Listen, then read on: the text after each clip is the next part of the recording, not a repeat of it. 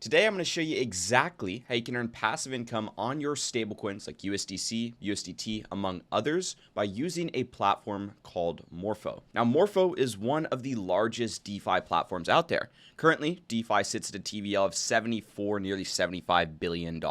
Lido makes up for $17.8 billion of that, which is liquid staking. Aave, which is the largest lending and borrowing market out there, makes up for nearly $15 billion of that. And right under Aave, you have Morpho making up for $8 billion of that overall TVL, meaning that Morpho accounts for over 10% of DeFi's overall TVL. And the thing is, Morpho is not just on a couple chains like Aave is. Morpho spans 42 different chains and is deployed vastly across the DeFi ecosystem, meaning that you can find opportunities anywhere. And while platforms like Aave are actually relatively simple, you simply deposit your assets into the lending market and other people borrow from that lending market. They pay interest. Interest goes back to the people that supplied their assets initially. Morpho functions a little bit differently. They have a middle layer called Morpho vaults. So lenders can deposit USDC into a Morpho vault. That could be a USDC vault, another stablecoin, or even Ethereum or some other type of vault. And in turn, the lenders will earn yield. But the thing is, these vaults are controlled by curators. Curators are independent parties that sign up on the Morpho platform to host a vault where other people can deposit into the vault and ultimately follow their strategy. But it's very important to understand that a curator is an independent team or entity, and it is not a part of Morpho. So you want to make sure that you are selecting solid curators for your deposits and following the money and going where there are high amounts of TVL. But remember, high amounts of TVL does not make it safe. We'll discuss all that in today's video. But essentially, once you deposit into these Morpho vaults, these curators will then go and control exactly where your capital is allocated. Is it going to go to the Ethereum to USDC market, the Bitcoin to USDC market, or another asset paired with USDC in that market? These are not liquidity pools. These are those simple lending and borrowing pools where people lend out ETH, borrow USDC, lend out BTC, borrow USDC.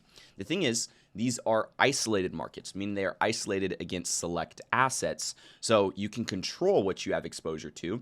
And in the case that there's any bad debt in one of these markets, as long as you're not allocated to that specific isolated market because you're in something blue chip like ETH to USDC or BTC to USDC, you are safe. But essentially, borrowers go through the Morpho markets where they provide Bitcoin and they borrow USDC, and then in turn, they pay interest. And before we actually dive into the vaults themselves, I want to very briefly mention that vaults are designed with very strong protections for their depositors. They're fully non-custodial, meaning that curators can never actually take custody of user deposits. It all happens through the Morpho smart contracts. And allocations can only happen within predefined caps and limits that are set by the vault. So all this is decided beforehand. And then also, any change that alters the risk level of a vault, for example, going from, let's just say, a low risk pool like Ethereum to USDC to a higher risk pool with a liquid staking token, this requires a time lock, which is a delay in its execution, which gives depositors a time to react and withdraw if necessary from their vaults. And of course, depositors can always redeem their share of assets in kind, even if the vault is illiquid, which means that you can always get your capital out. Now, I want to go ahead and dive into the Morpho vaults, show you exactly which ones I'm eyeing, which ones I would be comfortable parking my capital in, and we'll go from there so that way you can earn some passive income on your stablecoins. If at any point in time in this video you need some more support, I have resources right below this video that'll kind of walk you through exactly what you can do next. And the first thing that I want to speak on is deposits versus liquidity.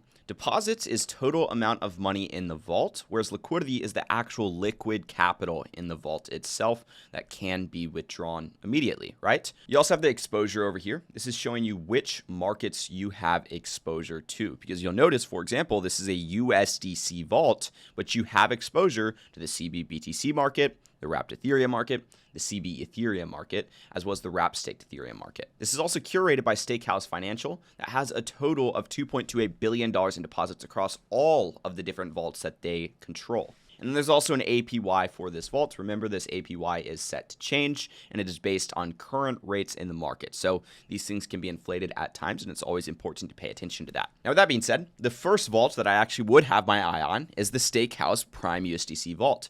This is the largest vault over on Morpho. It has proven its time in the market and is currently paying a 4% APY, and that is consistent with what it's been paying over the past couple of months. Meaning that when you deposit into this vault, while you might get a yield that that is lower than some of the other vaults that I'm going to showcase, you are going to get consistency and you are going to be in a low risk vault. That's not to say that there are no risk, but of course you are going to be allocated to something that is stable. And the reason why is because you are primarily lending your USDC to the people that are borrowing USDC against Coinbase Bitcoin, which is a large market cap asset and something that we don't have to worry about going away overnight, in my opinion. Again, if we look at the past 3 months of this APY, it's very consistent. There is no performance fee or management fee on this vault, meaning it's a simple lending strategy. Another vault that I would be comfortable depositing my capital into is going to be the Centur RLUSD vault. This has $318 million deposited, and it is curated by Centur, which has $874 million in total deposits across all of their different vaults. Now, you are opening up a new risk here because you are essentially lending your RLUSD, which is Ripple USD. So it's not USDC. It's a completely different stablecoin that you have to take on exposure to, but you're lending that to the people that are borrowing against KBTC, which is a derivative of Bitcoin, similar to CBBTC,